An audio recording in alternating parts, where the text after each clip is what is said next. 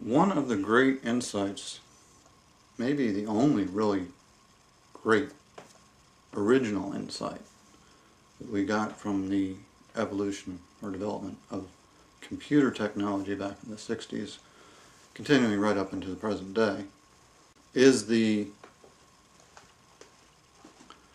understanding of chaos theory and the butterfly effect, which I inadvertently touched on earlier without mentioning it.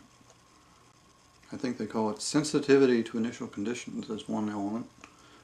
Another thing that is absolutely fascinating is the finding that we can simulate millions and millions of artificial systems and millions of single permutations to each one of those millions and millions of artificial systems. And we discover that more often than one would think or believe, these systems that are totally random manage to form some kind of organization. So this tells me that this system that we are living in now is completely explainable through random events because of the time frames involved. And this gets sort of religious and complicated, or irreligious and complicated, however you want to consider it. I prefer to keep religion out of it, but there are people who are religious who are going to take exception. Anybody who's been a bridge player, a good bridge player, or any other card game of similar type, like Pinochle or what have you, even poker, I think, sort of has an instinctive feel for the way in which random events organize themselves into recognizable patterns of behavior, or what's the word I want? I can't think of the word I want. Let's leave it at patterns of behavior. In playing with a deck of 52 cards as in bridge, after a while you begin to understand that there are patterns that repeat themselves over and over and over again, even though it's completely random. This is because there are only 52 cards in the deck, and even though there are hundreds of millions of combinations of these cards, the rules of the game are such that there are only a truly fathomable number of combinations with which you have to deal in playing the game. This is dependent on your high cards, ace, king, queen, jack, and the shape of your hand in terms of the four suits. I mean, so a good bridge player learns all of this and is able pretty much automatically to deal with particular types of hands that he has dealt and develop agreements with his partner about how these hands will be described in the bidding, and so on and so on. And the point I'm trying to get to is that, in a way, the universe is the same. There are only so many cards in the deck, although there are a hell of a lot more than 52. It approaches infinity, but it's not infinity, it is finite. And the conditions are also limited, as is, for example, the rules of a game of bridge. So it stands to reason, just from that analogy, and I think it's a valid one, that we have ourselves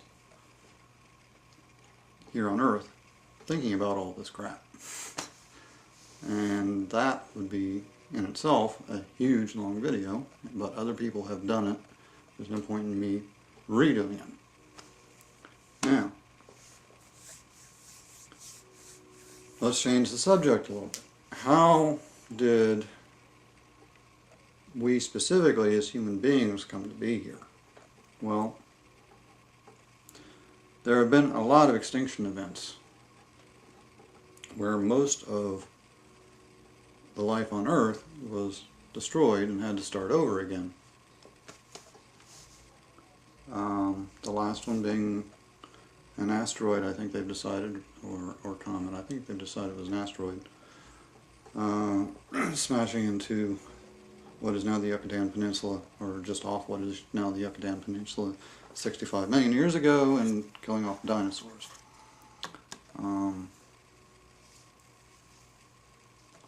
Had that not happened, you and I would not be having this exchange of videos.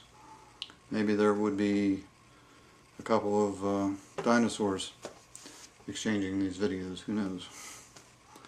I think that's unlikely, but it's not beyond the realm of possibility.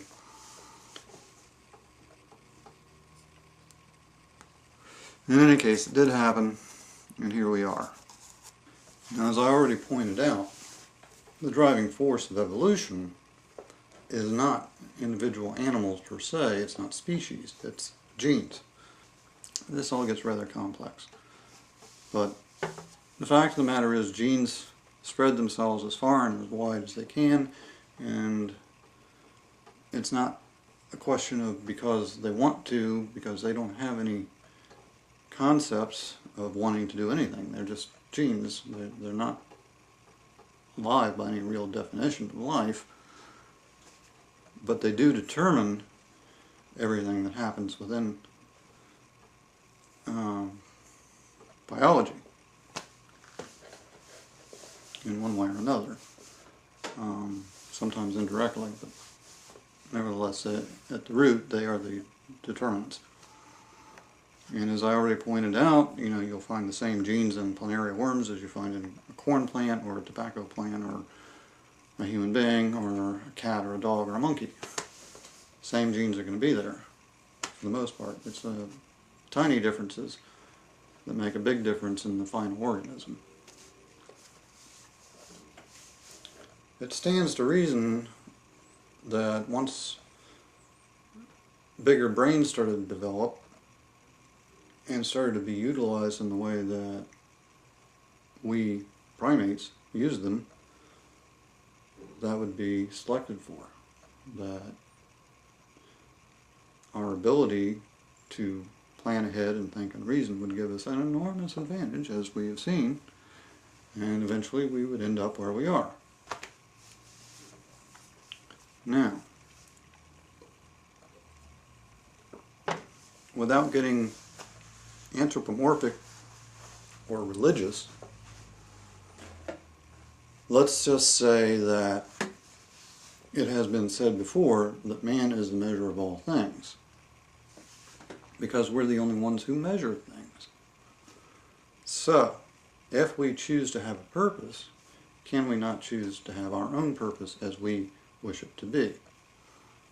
It would seem to me that from what we've learned about extinction events on this planet, we can give ourselves the purpose of continuing the survival not only of our own species, but of as many species as possible, by which I really mean genes.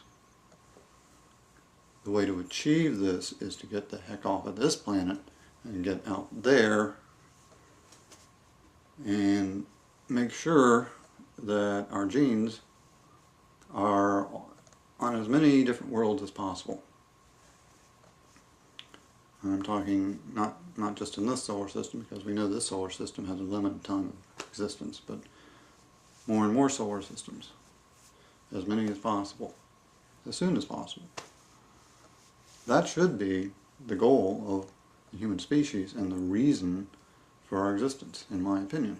It's just something that we can decide to do to give ourselves purpose. If you see what I'm saying. And I think that's a fine purpose, because it echoes right back to the whole purpose, if you want to call it a purpose, of the existence of genes, which is to propagate. Period. So if you're looking for an answer to the question, what does it all mean? What is the purpose? I think that's a fine one. And I think I made this video a whole lot shorter and simpler than I thought it was going to be. And that may be because I screwed some things up in it, but I hope that I made my point. Anyway, that's where I'm going to end it, and take care.